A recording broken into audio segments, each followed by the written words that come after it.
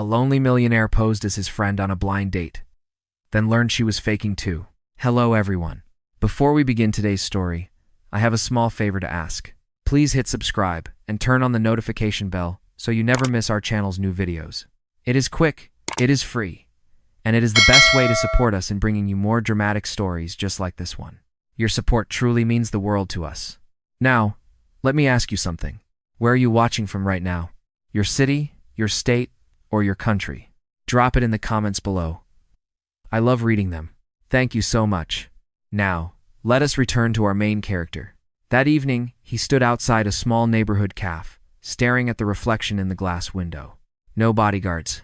No luxury car waiting at the curb. No watch that costs more than most people's monthly rent. Just him. A lonely millionaire who had spent years being admired, flattered, and pursued for everything except who he truly was. His name was Daniel Carter, 38 years old, founder of a technology company valued at over $300 million. A man who could buy almost anything he wanted. Except one thing. Real connection. Tonight, Daniel was not here as himself. Tonight, he was pretending to be his friend. His childhood best friend had begged him earlier that day. "I cannot make the blind date," his friend had said. "Please. Just go in my place. Say you are me. Have a drink. Be polite. That is all." Daniel had laughed at first.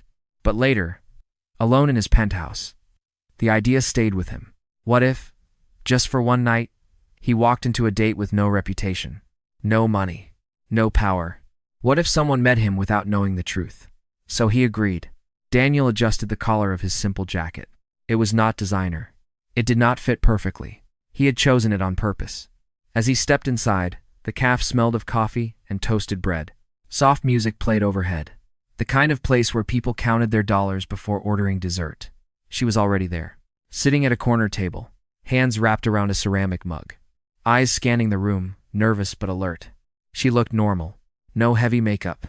No flashy jewelry. Just a woman waiting for a blind date she had never met. Daniel felt his chest tighten. This was the moment. If she rejected him, it would be for him. If she accepted him, it would be without knowing what he owned. He walked over. "Hi," he said carefully. "I am Mark," the name of his friend. She looked up and smiled, relief washing over her face. "Oh, thank goodness. I was worried you would not show. I am Emily." They shook hands. Her grip was steady. Her eyes held his, just a second longer than expected. They sat. Small talk began. Traffic, work, how awkward blind dates could be. Daniel told her he worked in operations. Nothing impressive. Nothing specific. She said she was between jobs. That money was tight. That life had not been easy lately. Daniel listened closely. There was something about the way she spoke. Careful, measured, like someone choosing every word for a reason. When the waiter came, Daniel ordered the cheapest coffee on the menu. Emily noticed. "You do not have to do that," she said softly. "Get whatever you want." Daniel smiled. "I am fine, really." She hesitated, then nodded. That was the first test. And without knowing it, she had just passed something important. As the conversation continued, Daniel felt something unfamiliar. Comfort, not excitement, not attraction fueled by fantasy, but calm. And yet, somewhere deep inside him, a quiet thought formed. What if he was not the only one pretending tonight? Because as Emily laughed, Daniel noticed her phone light up on the table. And for just a split second, before she flipped it over, he saw something that did not match her story at all. He did not know it yet.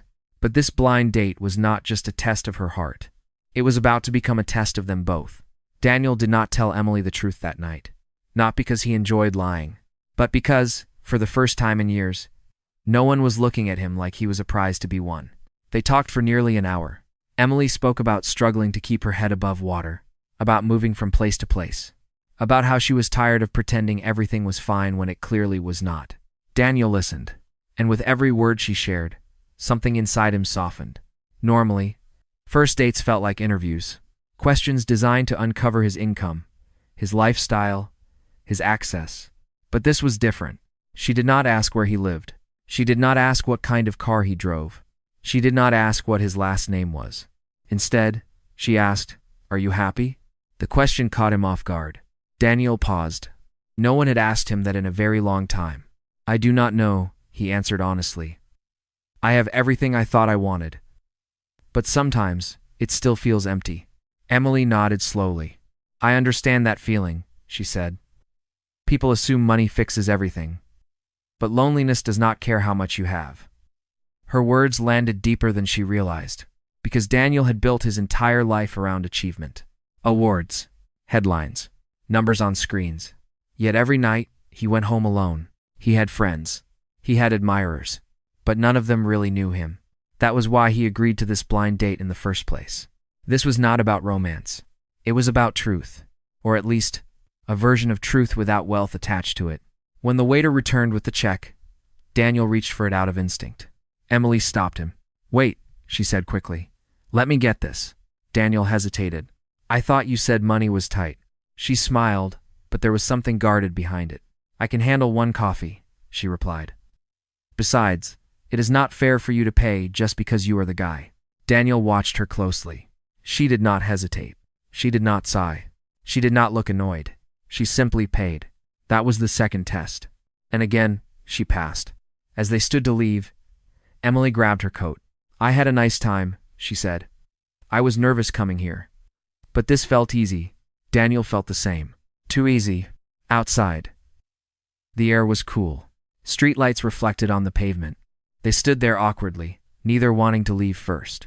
Maybe we could do this again, Daniel said carefully. Just dinner. No pressure. Emily looked at him for a long moment. Then she nodded. I would like that. As she walked away, Daniel watched her disappear into the crowd. For the first time that night, doubt crept in. He replayed the conversation in his mind. The way she spoke.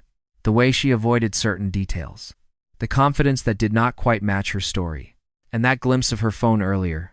Something did not add up. Daniel told himself he was being paranoid. After all, he was the one lying. But deep down, a quiet realization began to form. This blind date was not just revealing her character. It was forcing him to confront his own. And if he continued this test, the truth would come out.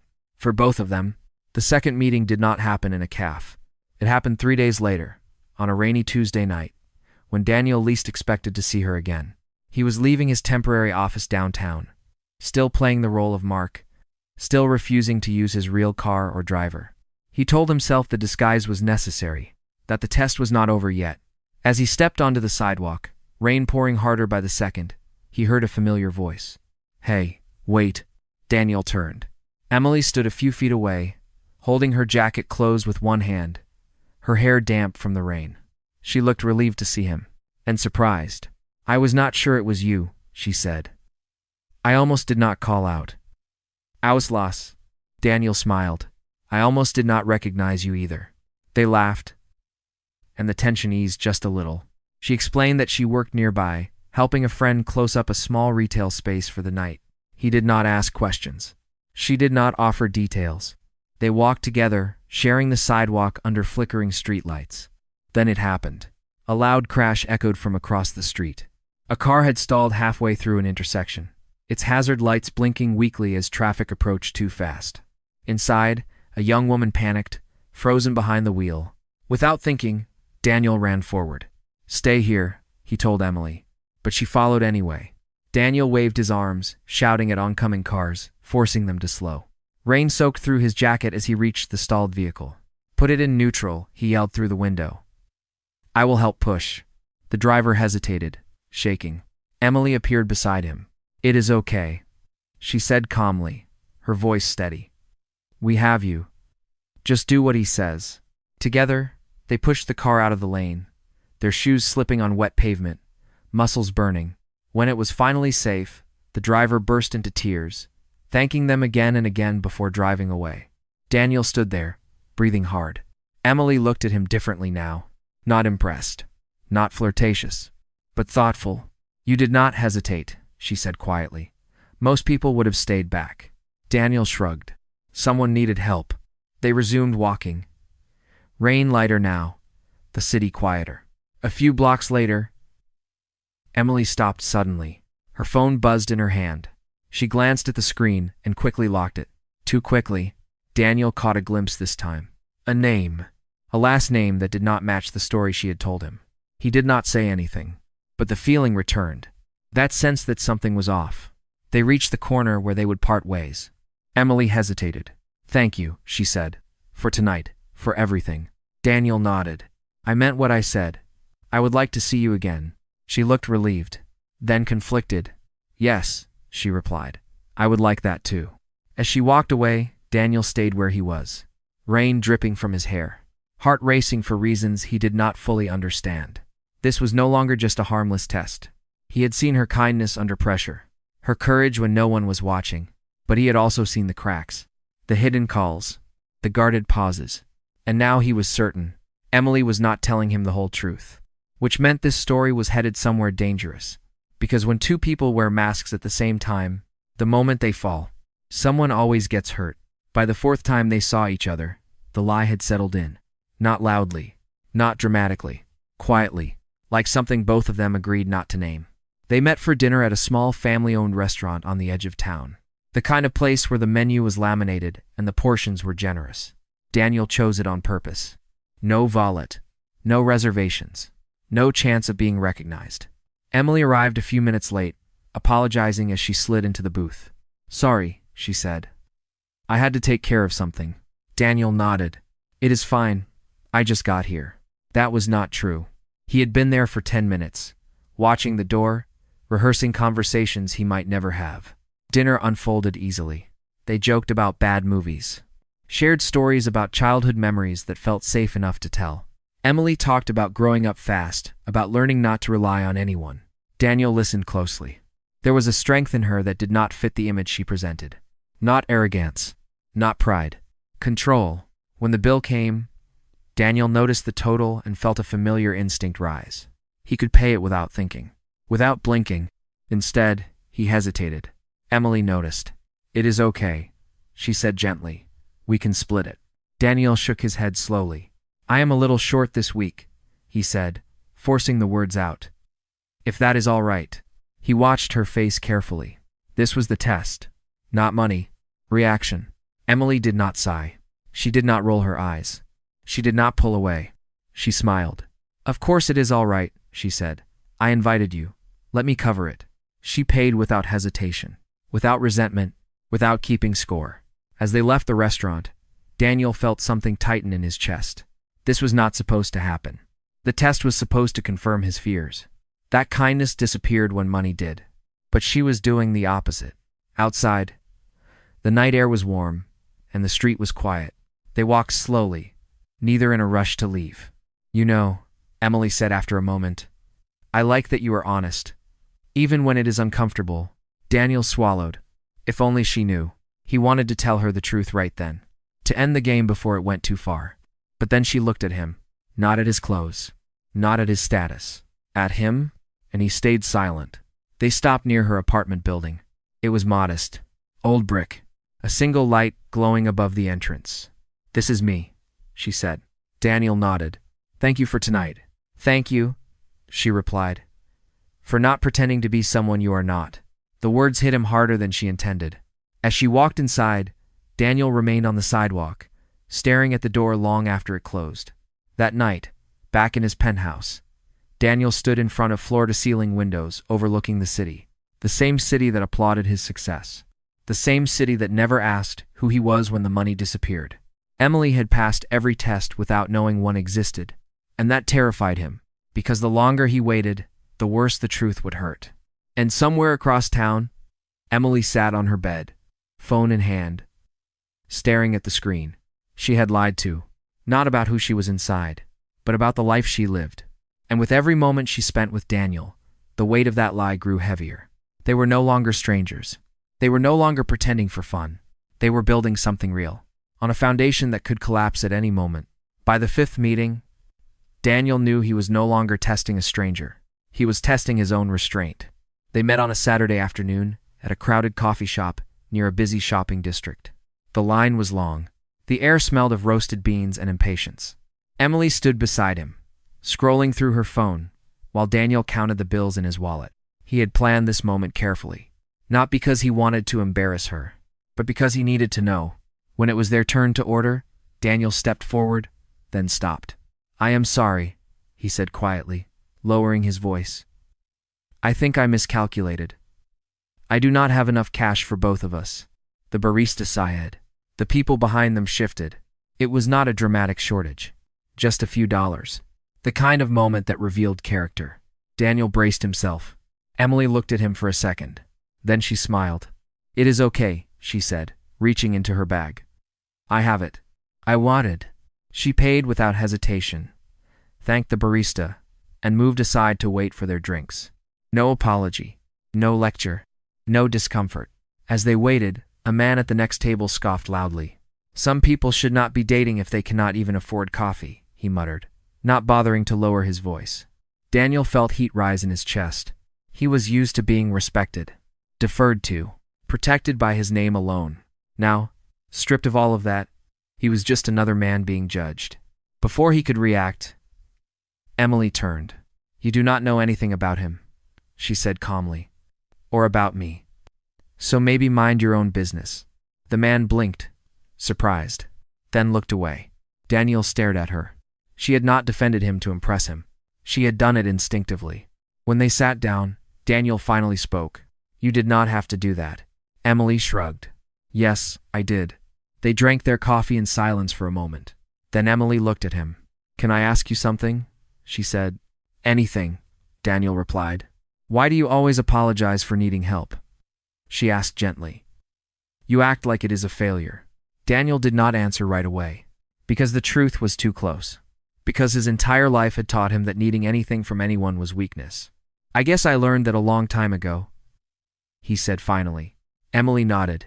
So did I, she said. But I am trying to unlearn it. To G's him often. That was when Daniel realized something dangerous. He was no longer observing her. He was falling. Not for the woman he thought she was, but for the woman she showed herself to be under pressure. Later that evening, they walked through a small outdoor market nearby. Vendors called out prices. Music played from a distant speaker. Emily stopped at a stall selling handmade bracelets. She picked one up, turning it over in her fingers. It is nice, she said. But I probably should not. And of that Mason and so. Daniel watched her put it back. The irony nearly made him laugh. He could buy the entire stall without thinking. Instead, he said nothing. As they said goodbye that night, Emily hesitated. There is something I should tell you, she began. Daniel's heart skipped. But then her phone buzzed. She glanced at it, and whatever she was about to say vanished behind a practiced smile. Another time, she said. As she walked away, Daniel stood there, knowing he was standing at the edge of a cliff. She had passed every moral test he had placed in front of her. Kindness, respect, loyalty under judgment. And yet, she was hiding something. Just like him. The difference was this. Daniel was testing love. Emily was protecting a secret. And very soon, one of them would have to choose between the truth and everything they were starting to build. The reveal did not happen the way Daniel imagined. There was no dramatic confession. No quiet dinner where he leaned across the table and told her everything. It happened by accident. And it happened in public. 3 days later, Daniel agreed to meet Emily for what she thought was a simple lunch. He told her it was near his office. He did not mention that the building also happened to house one of his company's regional teams. They were walking through the lobby when it began. The space was wide and bright, all glass and steel. Employees moved with purpose, badges clipped to their jackets. Emily slowed her steps. This place is impressive, she said carefully. Daniel nodded, his stomach tightening. Before he could respond, a voice echoed across the room. Daniel? Daniel? He froze. A man in a tailored suit hurried toward them, smiling wide. I thought that was you, the man said, extending his hand. We were not expecting you today. The board meeting was moved to Friday. Daniel did not take the hand right away.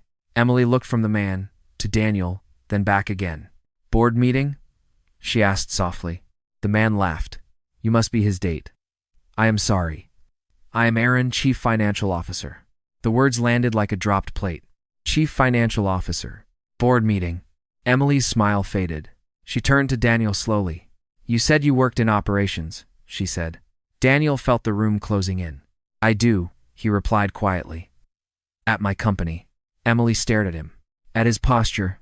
At the way people nearby were suddenly glancing over, whispering his name. Your company, she repeated. Aaron's smile faltered, as he finally sensed something was wrong. I should go, he said awkwardly. Good to see you, Daniel. He walked away. Silence filled the space between them. Emily took a step back. So this was the test, she said. Her voice was calm, but her eyes were not. You pretending to be someone else. Watching how I acted, judging me. It is now of all us. And we have to Beln. Daniel opened his mouth, then closed it. I never meant to hurt you, he said. I just wanted something real. She let out a short, humorless laugh. Real? She asked. You built everything between us on a lie. People were watching now. Emily did not care. You let me pay.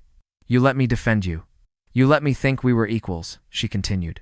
Was that part of the experiment too? No, Daniel said quickly. Those moments mattered to me. She shook her head. You do not get to decide that for me. She turned and walked toward the exit. Daniel followed her outside, ignoring the stairs, ignoring the security desk calling his name. Emily, please, he said. Let me explain. She stopped on the sidewalk, city noise rushing around them. You already did, she replied. Without saying a word, she looked at him then, really looked at him. And the worst part is, she continued, I started to care about you, not about your money, about you. And now I have to wonder if any of it was ever real. It was, Daniel said. Every feeling was real. She studied his face, searching for something. Then she nodded once. I need space, she said. Do not contact me. She walked away, disappearing into the crowd. Daniel stood there, the weight of his choice finally crushing him. He had revealed the truth, but he had done it too late. What he did not know was this. As Emily boarded a cab, her phone buzzed again. A name flashed across the screen. One she had been avoiding. One connected to a life she had not told Daniel about. She closed her eyes. Because now, the lie was no longer one-sided. And the next truth to come out would change everything. Emily did not go home after leaving Daniel. She told the driver to keep going. The city blurred past the window as her thoughts raced faster than the traffic. Anger sat heavy in her chest, but underneath it was something worse. Disappointment. Not because Daniel was wealthy, but because he had watched her, measured her, tested her. And still, part of her understood why. That was what scared her most. The cab stopped in front of a tall residential building downtown. Glass doors. A doorman who recognized her instantly. Good afternoon, Miss Emily, he said, stepping aside. She nodded, her expression unreadable. Inside, the elevator rose silently to the top floor. When the doors opened, the space waiting for her looked nothing like the life she had described to Daniel. Polished floors, floor-to-ceiling windows, a skyline view that cost more per month than most people earned in a year. Emily closed the door behind her and leaned against it. The mask slipped. She was not broke. She was not drifting between jobs. Emily Harper was the daughter of a powerful real estate investor. A woman raised in a world of money, expectations, and carefully arranged futures. She had gone on the blind date for the same reason Daniel had hidden the truth. She was tired of being wanted for what she represented. Her phone buzzed again. This time, she answered. I told you not to call, she said flatly. A male voice responded, calm and controlled. You were seen today, he said. With Daniel Carter, Emily closed her eyes. So, she replied. So he is not just anyone, the voice continued. You should have told me. Emily laughed bitterly. Told you what? She asked. That I met someone who treated me like a person instead of a last name? Silence followed. Then, this is exactly why this arrangement exists, the voice said. To protect you. Emily hung up. Across town, Daniel sat alone in his penthouse, staring at the same city from the opposite side. The truth he had hidden was now public, but the cost of hiding it for so long was finally clear. He replayed the moment in the lobby over and over. The hurt in her eyes. The disbelief. For the first time, his wealth felt useless. That evening, Daniel received a call from his assistant. You might want to see this, she said carefully. A photo had surfaced online. Daniel and Emily, walking together, laughing. Speculation followed instantly. Who was she? Why was she with him? Daniel shut off his phone. He did not care about rumors. He cared about her. The next morning, Emily made a decision. If Daniel had tested her, then it was time for the truth to be equal. She would not hide anymore. Not from him. Not from herself. That afternoon, Daniel received a message from an unknown number. We need to talk. No lies this time. Meet me tonight. No name. No explanation. Just an address. Daniel stared at the screen, his heart pounding, because whatever was coming next would not be another test. It would be a reckoning. And this time, neither of them would be able to hide behind the roles they had been playing. Daniel arrived at the address just after sunset.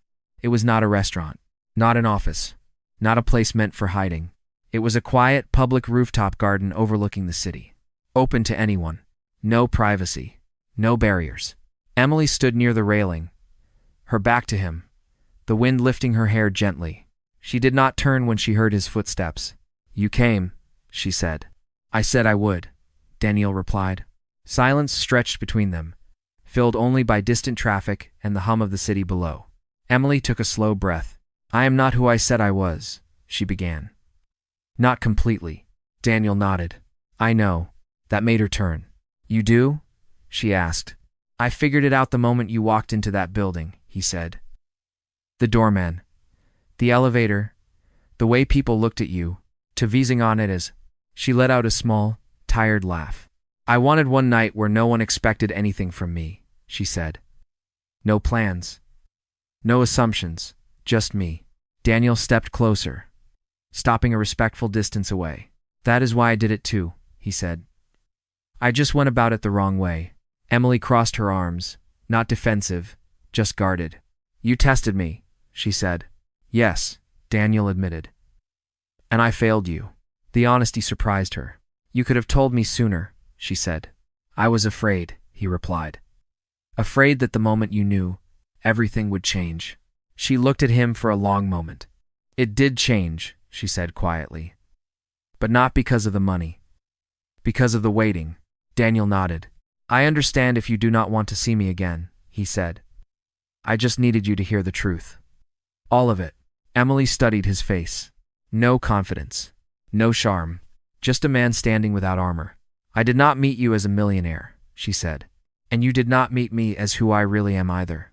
She stepped closer now. "But somewhere in the middle," she continued, "we met each other." Daniel swallowed. "I am not asking you to trust me immediately," he said. "I am asking for a chance to be honest." Emily looked out at the city, then back at him. "No more tests," she said. "Never again," Daniel replied. "No pretending," she added. "Only truth," he said. She nodded once. "Then we start from here," she said. "As equals. Not as roles." Daniel felt a weight lift that he had carried longer than he realized. They stood side by side, not touching, but closer than before. For the first time, there was no game, no disguise.